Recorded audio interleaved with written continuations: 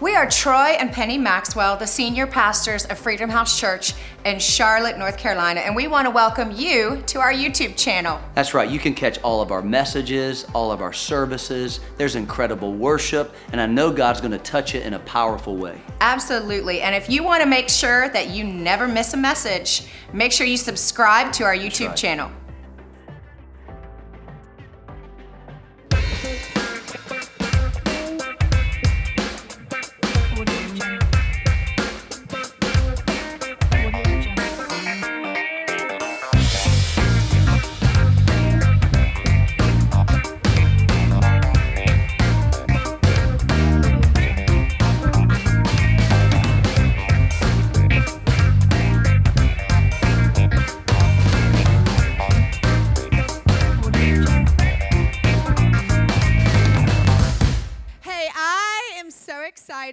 For this series that we've been in. It has been called You Asked For It, and we have been answering all of the questions that you guys have been asking. In other words, you put us in the hot seat quite a bit, asking us questions like, should women submit? Boy, that's a good one, right? If you missed it, it's online. I see the husbands getting real excited. If you missed it, it's online. What does the Bible say about homosexuality, abortion, all sorts of questions we've been answering. One that we just had was, is God a Democrat or a Republican? Go check that out. I'm telling you, I know this weekend, what do I do when I feel fear? That one's going on at South End. Lake Norman, what does the Bible say about angels and demons? Are they real? Today, here at Central Campus, we have in Dr. Frank Turek, because the question you guys wanted to know is, how do I even know that God really exists? I mean, how do I know God is real? Anybody ever had that thought or question before in your life, right? So we thought, rather than us answer that, what if we got the one and only brainiac himself with more degrees than you have fingers and toes? What if we got Dr. Frank Turek to come in and answer that question? And here's what he's going to do. I want to tell you about his background. He teaches apologetics. So not only does he teach a course, he has a radio show, he goes around college campuses, and he gives an open mic for people to ask questions, whatever questions they want to ask. So you're going to hear some great wisdom today. I encourage you to be a note taker, because note takers are history makers, right? So take notes, pull your phones out. Make sure this message will go live tonight. So if your friends missed, make sure they can watch at 7 p.m. or you can forward the message to them. But it's very important for us to make sure that people are getting the gospel right now, because there's a lot of people that are confused because of all that's going on in our world and our society right now. Would you agree? So jump up to your feet, Freedom House. Give a big round of excitement and applause to Dr. Frank Turek. Thanks, Ben. Hello, Freedom House. I want to go back to September 29th, 2006. That's when Petty Officer Michael Mansour is a United States Navy SEAL. He's operating in Ramadi, Iraq. He's standing on a roof in Ramadi, and he's standing in front of a doorway to this roof. And he has two Navy SEAL teammates lying in the sniper-prone position next to him. They've already taken AK-47 fire and a rocket-propelled grenade, but they're not exactly sure where the enemy is. There's a bit of a lull in the fighting. Insurgents have blocked off the streets in Ramadi, and there's someone on the loudspeaker in the town mosque yelling, "Kill the Americans!" As Mansour and his team are looking for the next attack, an insurgent from an unknown location throws a grenade up on the roof. It hits Mansour in the chest, and it falls to his feet. Due to the length of the throw, there's no opportunity to pick it up and throw it back. He has only a split second to make a decision. He can leap through the doorway behind him and save himself, But if he does, his 2 Navy SEAL teammates lying on the roof will surely die. Mansour yells, "Grenade!" But instead of jumping backwards to save himself, he jumps forward, chest first, onto the grenade. It detonates. 30 minutes later, 25-year-old Michael Mansour is dead. His 2 colleagues lying on the roof receive only minor injuries because Mansour's body muffled the blast. One of the survivors said at Mansour's funeral, "Mikey looked death in the face that day and said, 'You will not take my friends, I will go in their stead.'" I've never seen a United States president cry until April of 2008. That's when President George W. Bush invited Mansour's parents into the East Room of the White House to give their son's Medal of Honor to them posthumously. The president couldn't even get through the citation without breaking down. Since then, Mansour's high school in Garden Grove, California, built a new stadium. They named it Michael A. Mansour Memorial Stadium. The golden trident insignia that the SEALs wear dominates the 50-yard line. January 2019, year and a half ago, just outside of San Diego, California, the United States Navy commissioned the USS Michael Mansour, the newest guided missile destroyer in the fleet, Zumwalt class. This is Mansour's mother, Sally, being escorted onto the ship named in honor of her fallen son. Now, why did they do this? Because Michael Mansour literally sacrificed himself to save his friends. There's no greater love than to sacrifice yourself to save your friends. Michael Mansour sacrificed himself to save his friends. The question is, would anybody sacrifice himself to save you? And the answer is, someone already has. His name is Jesus of Nazareth. But in today's culture, many people don't think the story's true. They think it's invented. After all, it was written down by religious people. Don't religious people embellish things and make things up? And it's got miracles in it. It's got a resurrection. Who in here has seen a resurrection? I haven't. How can we believe in such a thing?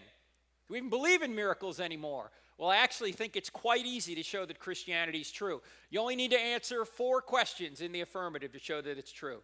In other words, if you investigate these 4 questions, I think you'll realize that the answer to these 4 questions is yes. And if the answer to these 4 questions is yes, then Christianity's true, including the fact that God exists, as Penny just said. What are the 4 questions? Here are the 4 questions.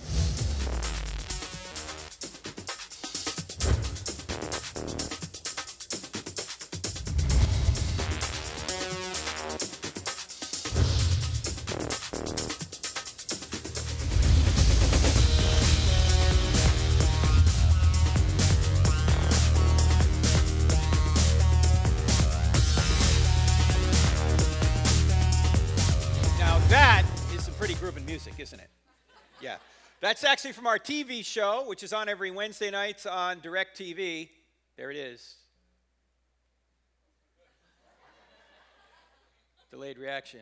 If you have DirecTV, channel 378. If you don't have DirecTV, it's on Roku. And it's also on our app. We have a cross-examined app. It's on the internet. You can watch it there. We're on radio every Saturday morning, as Penny said, although it's not on in Charlotte, but it is podcasted, so you can listen to it anytime you want. It's called the I Don't Have Enough Faith to Be an Atheist podcast. And what we do is present evidence for Christianity, and we cross-examine ideas against it on that podcast. Now, why are these the 4 questions? Truth, God, miracles, and the New Testament. And this is going to serve as our outline here this morning from about 30,000 feet, because we don't have time to get into the details. But we're just going to take a view of 30,000 feet over these 4 questions. Why are these the 4 questions? How about truth? Does truth exist? Why is that important? Because you hear people saying things in our culture today like, there is no truth, or you got your truth, I got my truth, or all truth is relative. Well, look, if there is no truth, obviously Christianity can't be true. Of course, if there is no truth, atheism couldn't be true either, right? I I mean, nothing could be true if there's no truth. So we're going to deal with that question first. Second question, does God exist? Why is that important? Because you can't have a word from God if there's no God. Christianity can't be true if there's no God. How could Jesus rise from the dead if there's no God? So God must exist. We're going to briefly look at three arguments. I'm just going to mention these arguments here today because we have limited time to show you that God does exist. The third question is, are miracles possible? Why is that important? Because people say, well, miracles don't occur, and if miracles don't occur, Christianity can't be true. Why? Because the resurrection is the central miracle in the New Testament, and if Jesus didn't rise from the dead, then Christianity can't be true. So we've got to see if miracles are possible. And I submit to you that not only are miracles possible, but the greatest miracle in the Bible has already occurred, and even atheists are admitting the evidence for this miracle. Then we're going to get to the key question, is the New Testament true? The New Testament doesn't have a prayer if there's no truth, no God, or no miracles. But if truth exists, if God exists, if miracles are possible, then we can see if the New Testament documents are reliable enough historically to let us know whether one event from the ancient world took place, and that event would be the resurrection. Because if Jesus rose from the dead, game over, Christianity is true. If Jesus didn't rise from the dead, game over, it's false. You might as well sleep in on Sunday and do what you want the rest of the week. As I see many of you have slept in on Sunday because you're not here. You're watching online, right? Okay. But Christianity can't be true if Jesus didn't rise from the dead, okay? So that's the key fact. Now, there's a lot more than we can cover here this morning. So if you want to go further, the book is available on the book table, as well as a 12-part DVD set that people use for curriculum. You can get workbooks with it as well. It's like 7 hours long. And then there's a newer book out there called Stealing from God. Now, Christians, this book, Stealing from God, is not about tithing, okay?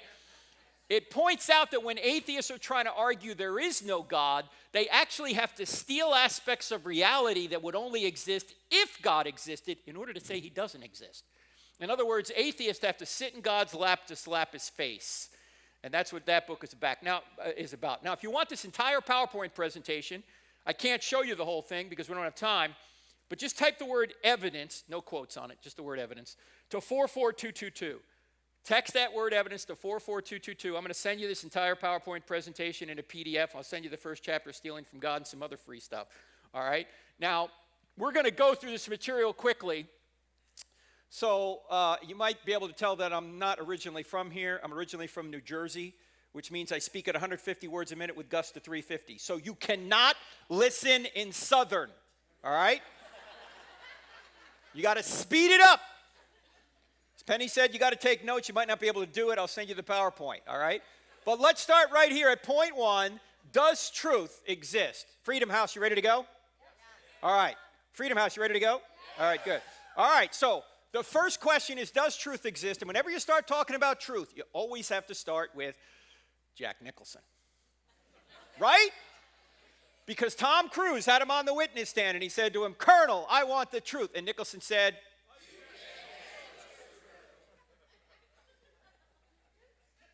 Penny, they're weak this morning. Come on. If they had said it that way, the movie would have gone nowhere. You can't handle that. That's not how he said it. Here's how he said it. I want the truth. You can't handle the truth. All right, let's try that again. I want the truth. You can't handle the truth. Now that felt better, didn't it? Didn't that feel better? Well, there's a lot of people that can't handle the truth. They're saying, you got your truth, I got my truth, all truth is relative. Well, look, if you don't get anything else out of what we talk about here today, this is going to be the most important thinking skill that we're going to talk about. In fact, it's the most important thinking skill I've ever learned, and it's so simple. Let me just show it to you by example. If someone were to come up to you and say, there is no truth, you should ask that person a question. What should the question be? Yeah, you could say that. That's good. You can't handle the truth. That's what he said.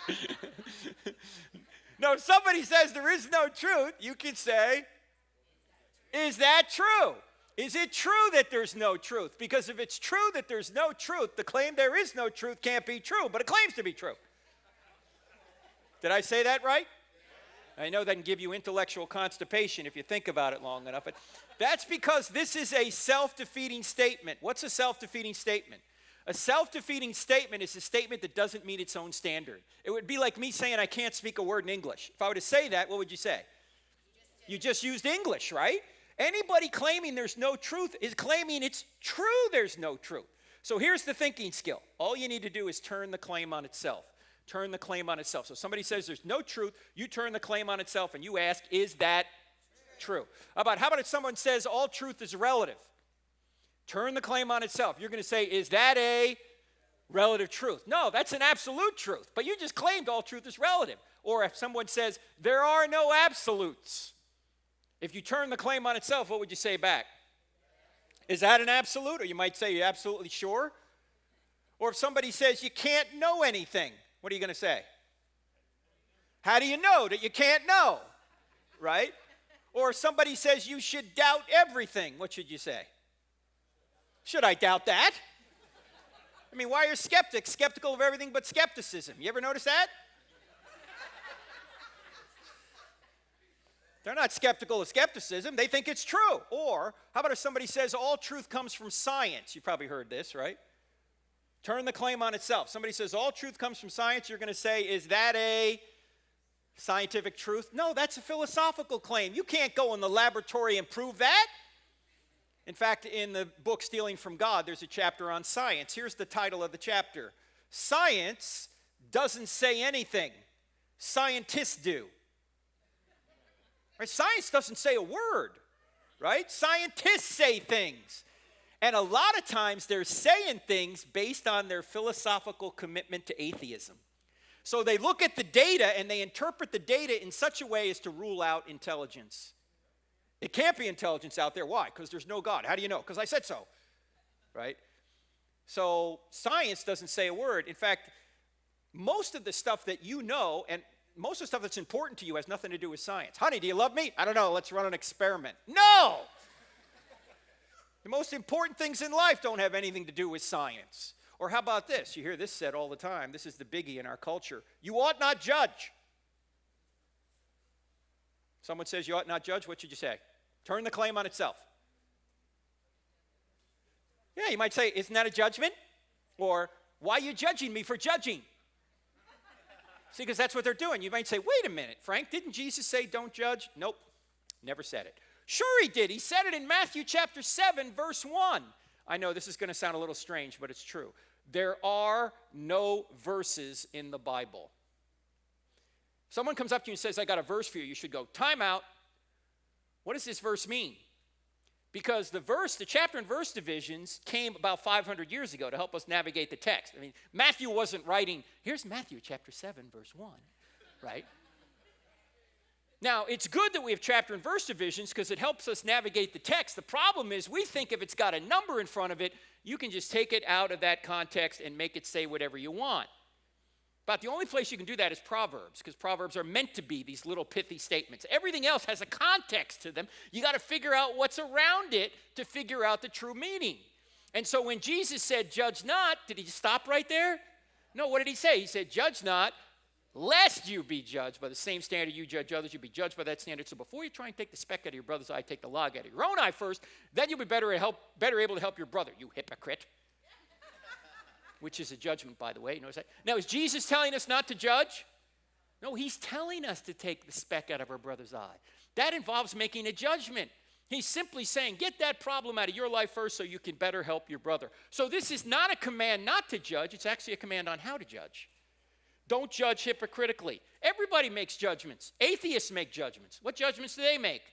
Well, there's no God. Jesus didn't rise from the dead. Bible's not true. There's no meaning to life. These are all judgments. The question isn't whether or not you can make judgments. The question is, are your judgments true? And by the way, Jesus went after people like the Pharisees. They were making judgments all the time. And he was judging them. Woe to you, scribes and Pharisees, you hypocrites. You strain out a gnat and swallow a camel. Oh, you look great on the outside. You're whitewashed tombs, but on the inside, you're full of dead men's bones. You go a mile to make a convert, and then once you make them a convert, you make them twice as much a son of hell as you are. How will you avoid being condemned to hell? What? Sweet and gentle Jesus said this? Yes, Jesus was not Barney. Okay? Can't we all get along, boys and girls? No! I came to bring a sword. It's going to divide mother and daughter, father and son. Jesus was tough. Don't buy into this idea that he didn't make judgments. He did. He did. By the way, notice one other thing about judging. You ever notice that when you compliment somebody, nobody gets upset? You know, if you say to your best friend, you know, I really love you. You're such a wonderful person. I wish I could be like you. You think your friend's going to go, who do you think you are to judge me? Right? Nobody's ever going to say that. Because I've noticed that people don't have a problem with judging. They just have a problem with judgments they don't like. Right? And if you tell somebody something that's true and they get all mad at you, you just help convict them. As Augustine said, we love the truth when it enlightens us. We hate the truth when it convicts us. For you military people in here, and by the way, I was in the Navy for 8 years, which stands for never again volunteer yourself. Anyway, for you military people in here, you always get more flack when you're over the target.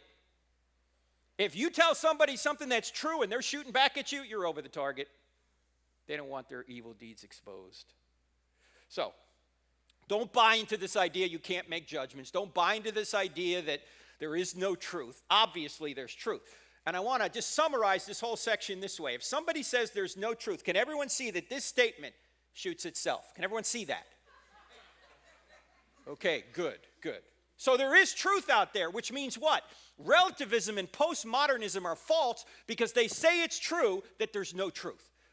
So unfortunately, much of what is being taught in college today is postmodernism, which is a problem because it says it's true that there's no truth.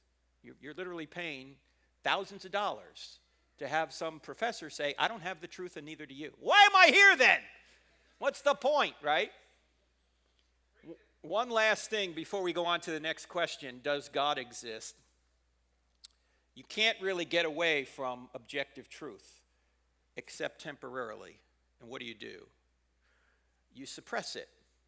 You know what's true, but you suppress it because you want to go your own way. You want to do your own thing. Paul talks about this in Romans chapter 1, by the way, which is why I asked this. Penny said we go to a lot of college campuses and present this and then have an open mic, and it's true.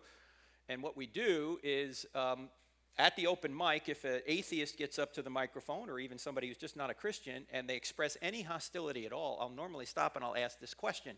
And I think this is a question you can ask anybody. If Christianity were true, would you become a Christian? I've had atheists stand in front of that microphone in front of hundreds of people and say, no! No. I thought you claimed to be reasonable. How is it reasonable that you wouldn't believe something that were true? Because the problem isn't here, the problem's here. They don't want it to be true. They don't want there to be a God. Why? Because they want to be God of their own lives. They're not on a truth quest, they're on a happiness quest. And they're just going to believe whatever they think's going to make them happy. Here's the problem. You can make yourself happy over the short term, doing a lot of fun, but ultimately destructive things. Yet over the long term, it's a disaster. And everyone in this room who's over 40 knows what I'm talking about because many of us have tried it ourselves, right? Gee, that didn't work out. And as you probably already know this because we're living in this culture right now, but there's a new religion in America. You know what the religion is? It's the religion of sex. Just about everything we argue over has something to do with sex. And a lot of people will reject Jesus because Jesus is going to get in the way of what they want to do sexually. That's why I asked them, if Jesus wanted you to live celibate until you married a person of the opposite sex, would you do it? Would you follow him if he really is God? You know what the answer is in most cases? Nope. Okay. But don't call yourself a Christian and disagree with Jesus.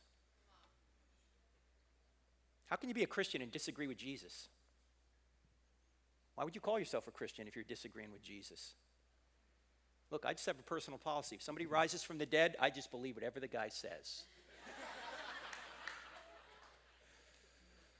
All right, so the next question is, does God exist? We know that truth exists. The next question is, does God exist? And I mentioned there are three arguments. We don't have time to go into depth on any of these. I'm just going to mention them here. They're all in the book. First argument for God, beginning of the universe, known as the cosmological argument.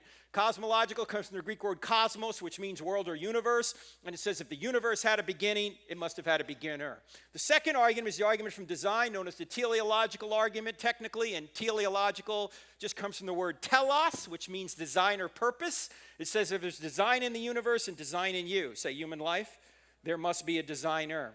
Now, these two arguments have scientific evidence behind them. The third argument doesn't have any science behind it. It's more philosophical in nature, but it's the argument everyone in here has intuitively known since you were a very small child, and it's the argument from morality known as the moral argument. And it says if there's one thing morally wrong out there, just one, like it's wrong to torture babies for fun, or it's wrong to enslave people because of their race, then there has to be a God. Why?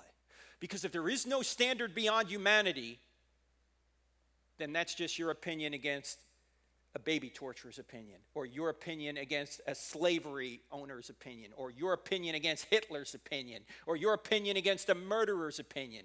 Well, we know these things aren't just a matter of opinion. If that's the case, there must be a standard of goodness, of righteousness outside of ourselves, an authoritative standard, which would be God's nature. And any deviation from that nature would be what we would call evil. Now, as I say, we don't have time to look into all these. We're just going to have a little bit of time to look at number one, the beginning. Now, you got to admit, it was worth getting up this morning just to see God move like that, wasn't it? I mean, look, some of you say, let's look at that again. I know some of you say, I've never seen God move. Oh, really? Look at this. Huh? He moved right there. Now, this argument from the beginning of the universe is the argument that many say points back to the Big. Now, some of you going, Frank, you know, we're Christians in here. We don't believe in the Big Bang. You guys don't believe in the Big Bang? I believe in the Big Bang. I just know who banged it. In fact, the evidence for the Big Bang is so good that you even have atheistic scientists like Stephen Hawking, who was the #1 physicist in the world until he died about 3 years ago, saying things like this. Almost everyone now believes that the universe and time itself had a beginning at the Big Bang. Now, Hawking tried to come up with another explanation other than God. He failed, but he's admitting the data. What's the data? That space, time, and matter literally had a beginning. The universe had a beginning. Now, if that's really true, and just about every scientist and philosopher is now admitting this, if space, time, and matter had a beginning, what could have caused space, time, and matter to have a beginning? The cause can only be spaceless, timeless, immaterial, powerful to create the universe out of nothing, personal in order to choose to create, because to go from a state of nothingness to a state of creation, someone had to make a choice, and only persons make choices. Also, the being would have to be intelligent in order to have a mind to make a choice. Now, ladies and gentlemen, when you think about a spaceless, timeless, immaterial, powerful, personal, intelligent cause, who do you think of? God. You say, but how do you know it's the Christian God, Frank? We don't. Yet. We haven't done enough research yet. This could be Allah at this point. But if we keep doing the research, if we look at miracles and then the New Testament, what happened to Jesus, we're going to realize that the same being that walked out of the tomb 1,987 years ago is the same being in whose divine nature created the universe out of nothing. Now, we haven't gotten there yet, but we're heading there, okay? This could be the Christian God. We don't know it yet, okay? Now, for all the details, you got to get the book, but let's now move on to the third question. Are miracles possible? Oh, by the way, I forgot to mention one other thing. If you combine those three arguments I just had up there, cosmological, teleological, and moral, you get a spaceless, timeless, immaterial, powerful, personal, intelligent, moral being who created the entire universe and sustains the entire universe to this very moment. And we haven't even opened the Bible yet. You don't need the Bible to know this. This is just looking at science and philosophy and coming to these conclusions and going, I've got a God that looks like the God of the Bible. How do we know it's the God of the Bible? We got to keep going. All right? So now we're going, are miracles possible? And this particular section here for many people is, oh, look, I've never seen a miracle. Miracles can't occur. And by the way, the miracles in the Bible are crazy. Like, for example, Noah and the ark. All right, let's not try and allow this to get out of the room. Let's just keep this little secret between ourselves. But can we all agree on one thing? Noah and the ark is crazy. Let's admit it right now. And a resurrection. Jesus rose from the dead. How many people in here have seen somebody literally rise from the dead? Yeah, neither have I. Yet the entire Christian faith is built on believing something that none of us have ever seen. How rational is that? And for some reason, the big problem in the Bible, miracle problem, is Jonah. Is that a whale of a tale or a tale of a whale? What is the deal with Jonah? How can you believe in such a thing? Well, what is the greatest miracle in the Bible? No, it's not the resurrection. The resurrection's easy compared to the greatest miracle. The greatest miracle in the Bible is, I got some of you a second time. The greatest miracle in the Bible is the first verse. In the beginning, God created the heavens and the earth. If that verse is true, every other verse is at least possible, right?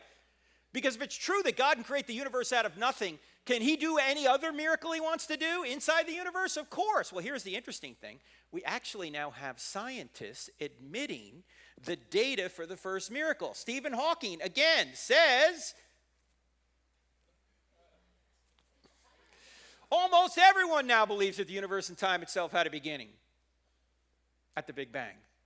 He's admitting the data for the first verse. So if the first verse is true, is it possible these other verses are true? Of course it is. If God can create the universe out of nothing, can he do the Noah miracle, the Jonah miracle, the resurrection? These are easy. Of course they're crazy unless God exists. Now some of you are going, well, Frank, I've never seen a miracle, so how could I believe in such a thing? Well, look, you believe in a lot of things you've never seen. You believe in your mind. Have you ever seen it?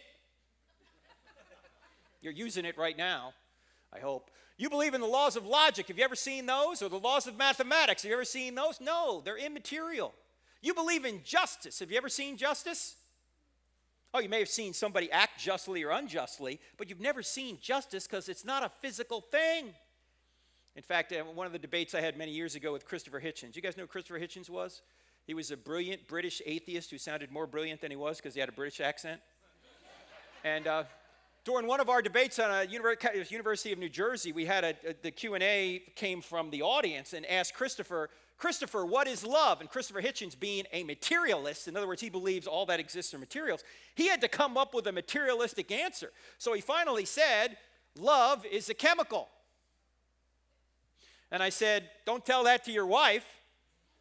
Honey, why do you love me? Because I got the chemical today. Okay, tomorrow I don't know if I'll have the chemical. No, love is not a chemical. Love is an immaterial virtue grounded in the nature of God. If God doesn't exist, there's no such thing as love. It would be just your opinion.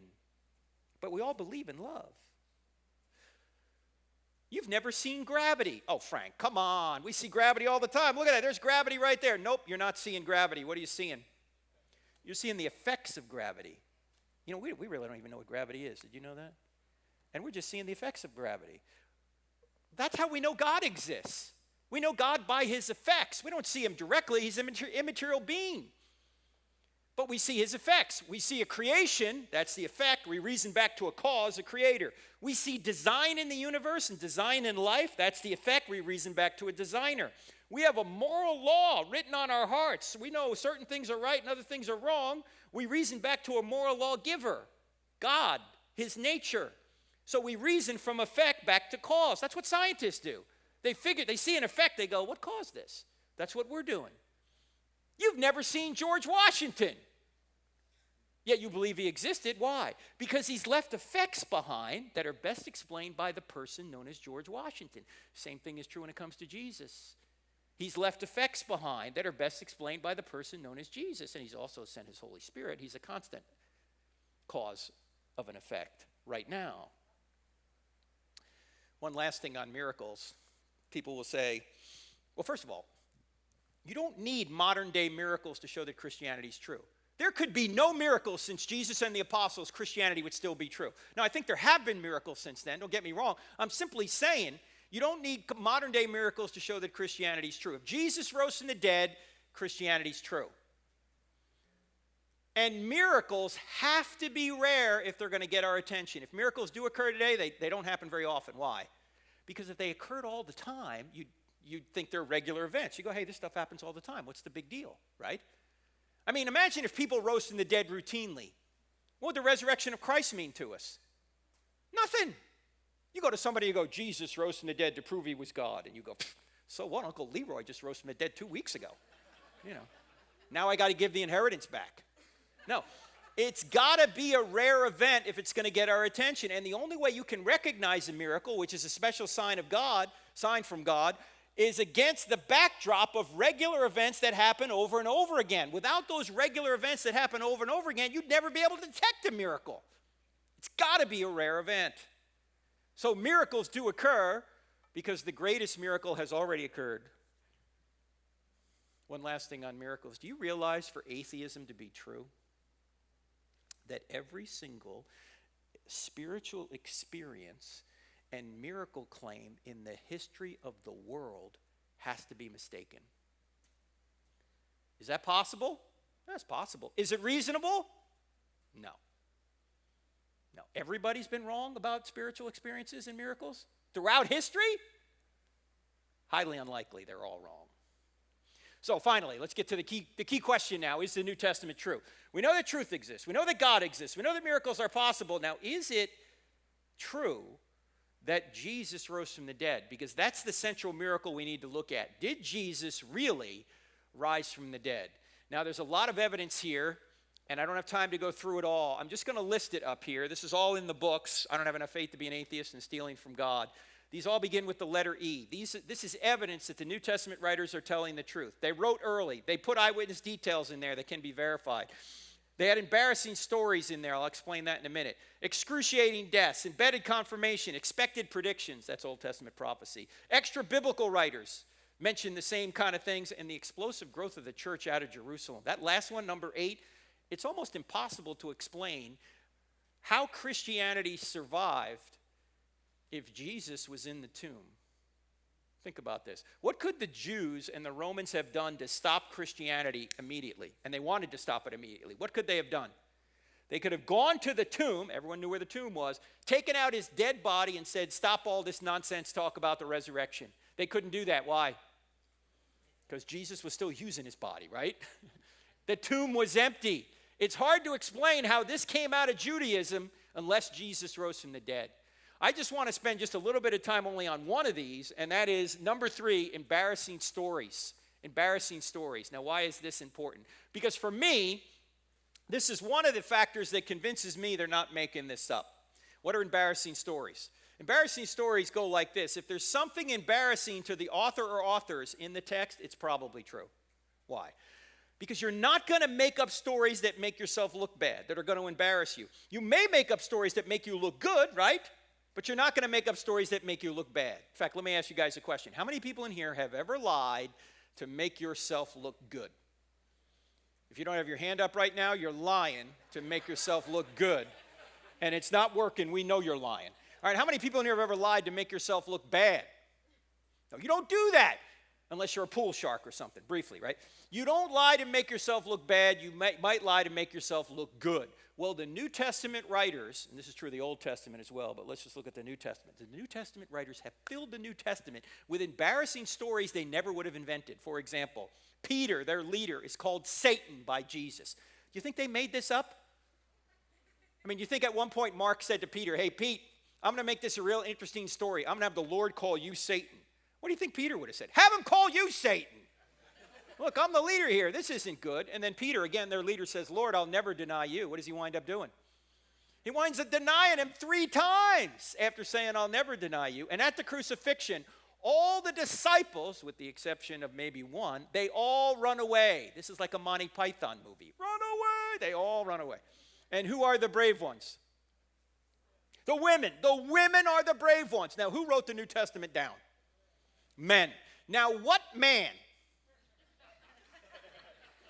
is going to invent that he was hiding for fear of the Jews while the women went down and discovered the empty tomb? Would any man here invent that? No, I mean, if I was there, I'd make myself look good. I'd write something down like this. Let's see, we marched right down there and we overpowered that elite Roman guard. That sounds pretty good. What do you think? Yep. John said, get out. Peter, roundhouse kicked him. Thomas said, we'll be back. And then on Sunday morning, we marched right down to the tomb, and we saw Jesus, who congratulated us on our great faith. And then we went and comforted the trembling women. I would never say I was Mr. Sissy Pants. Why the women went down and discovered the empty tomb. And oh, by the way, why would you never say the women were the first witnesses in that culture? because a woman's testimony was not considered on par with that of a man. So if you're making up the New Testament story, you'd only have the men be the first witnesses. Yet all 4 Gospels say the women were the first witnesses, which is telling us what? They really were. It's embarrassing, but they're telling the truth. I actually had a lady come up to me once, and she said, Frank, I know why Jesus appeared to the women first. I said, why? And she said, because he wanted to get the story out. I said, that is an excellent point. I had not thought of that, because ladies, when your man comes home from work, does he say much? There could have been a nuclear explosion down at the plant. He's not going to tell you. You'll see it on the news before you hear it from him. You'll be watching the news going, hey, hon, what? Oh, yeah, I forgot to tell you the nuke blew up. I've been hot for 3 days. What's for dinner? Right? He's not going to tell you. I can't even believe this next verse is actually in the New Testament, but it is. This is Matthew 28. This is the Great Commission. Jesus is there giving the Great Commission to his disciples. He says, go, therefore, make disciples of all nations. Notice he doesn't say make believers, right? There's a difference. Here at Freedom House, we're trying to make disciples, not just believers. Anyway, as he's standing there giving them the Great Commission, it says right there in verse 17 about his disciples who were standing there, some believed, but some doubted. He's standing physically resurrected in front of them, and they're going, you see that guy over there? Yep. That guy over there is Jesus. Oh, no, it can't be Jesus. He was just killed not long ago. No, I'm telling you, it's him. Jesus is dead. The Romans killed him. It's Jesus. Look, they put a spear in his side. Blood and water came out. His heart's punctured. They crucified him. Romans know how to kill people. Jesus is dead. It's him. It can't be. It is. How do you know? The women told me. They're not making this up. There's even potentially embarrassing details about Jesus in there. He's called a drunkard. He's called demon-possessed. You think they made this up? The Lord is demon-possessed. He has his feet wiped with the hair of a prostitute, which easily could have been seen as a sexual advance. And oh, by the way, notice there are 2 prostitutes in Jesus, the Messiah's bloodline. Who are they? Rahab and Tamar. Do you think Matthew and Luke, when they were doing the genealogy, said, you know what, I really think we ought to spice up the Messiah's bloodline a little bit. Let's put a couple of prostitutes in there. What do you think? No! They're just telling the truth. They're not making this up. This is not an invented story. There's many more of these in the book, but the main point here is that they're not making this up. Now, what I'm about to say might sound heretical for you that believe that the Bible's inerrant as I do, but it's not. Just stick with me. Because what we need to understand is that all the writers of the New Testament, with the exception of Luke, were all Jewish believers in Yahweh. They were all Jews, okay? Why would they make up this invented story? Why would they invent a story about Jesus resurrecting from the dead? What did they get for saying Jesus had risen from the dead? They got kicked out of the synagogue, and then they got beaten, tortured, and killed. Last time I checked, that was not a list of perks, right? You don't make stuff up to get yourself beaten, tortured, and killed, okay? In any event, the point I want to make here is that Christianity is not true because a series of documents we put under one binding we call the Bible says it's true. In fact, Christianity would be true if the Bible never existed. You go, how can that be? Because Christianity did not originate with an event, or I should say a book. It originated with an event, the resurrection. The guys that told you about this didn't read it in a book. They wrote the book. They saw what happened. And then they wrote it down. Do you realize there were thousands of Christians before a line of the New Testament was ever written? How? Because they read a book? No, because they witnessed the resurrected Jesus. Why did Paul write the book of Romans? Because he witnessed the resurrected Jesus. Why did John write the Gospel of John? Because he witnessed the resurrected Jesus. Why did Matthew write you get the idea, right? In fact, we can put it this way. The New Testament writers did not create the resurrection. The resurrection created the New Testament writers. You wouldn't have a New Testament written by Jews in the first century that said Jesus rose from the dead unless he did, because they got nothing but abuse for saying it. So they wrote it down so we could order our lives according to it. Now, it's true, we wouldn't know much about it unless they had written it down, but they didn't write it down and create it. The resurrection created them to write it down. Okay, so the reason I'm telling you this is because a lot of Christians will say to non-believers, you really ought to believe in Christianity because the Bible says so. That would be like a Muslim coming to you and saying you ought to believe in Islam because the Quran says so. What are you going to say? I don't believe in the Quran. You got to give me evidence the Quran is true. Same thing is true here. You got to give them evidence that Jesus rose from the dead. So, if you want to go further, again, text the word evidence to 44222. I'll see you at the book table if you want to go further. But you know what the beauty of all this is? Is that someone actually did die for you. Jesus of Nazareth. Now, when I was in the Navy, I was in naval aviation, so we had to earn wings, which were hard enough to earn. But there's nothing more difficult in any military to earn than a golden trident. That's what the SEALs wear. Very few people that start SEAL training make it through. Those that do, however, wear that trident with pride. It's literally their identity in the military. They're very proud of their identity, that trident. When Michael Mansour was buried in California, in Rosecrans Cemetery, just outside of San Diego, just about every Navy SEAL on the West Coast showed up for his funeral. And when they passed his casket, they took off their tridents and they pressed them into his casket. They took their identity and put their identity in the one that died for them. That's what we're supposed to do. We're supposed to put our identity in the one who died for us, our Savior. But our culture doesn't tell us that. Our culture says, put your identity in your political party, or put your identity in your race. There's only one race, the human race. Or put your identity in your sexual orientation, or put your identity in your bank account, or put your identity in your vocation, or your denomination, or put your identity in anything other but Jesus. But the truth of the matter is, we're all meant to recognize that our identity is in Jesus. In fact, in Christianity, you don't achieve your identity, you receive your identity. About a year and a half ago, I was at a prison in Ohio, and I know we have some folks watching from the detention center here in Charlotte. And I told the inmates, after I went through some of this with them, I said, I don't know why you're in here, but do you realize that you can have the same identity that people on the outside have? Because in Christianity, you don't achieve your identity, you receive your identity. And an eyewitness to all this, his name was John. He wrote the Gospel of John. In the very first chapter of his book, he writes that you have the right to become a child of God by accepting what Christ has done, by receiving what he has done. Have you ever done that? Have you ever received the free gift of salvation? Because everyone in here has fallen short. Everyone in here has sinned. And what Jesus has come and done, he's not only taken our punishment on himself, he's also given you his righteousness if you accept it. But if you don't want to accept it, God will not force you into heaven against your will. If you don't want him now, you're not going to want him in eternity. So has everyone in here accepted the free gift? And if you haven't, why wouldn't you? Why wouldn't you accept it? It's free. For those of you online, have you ever accepted the free gift that Christ provides?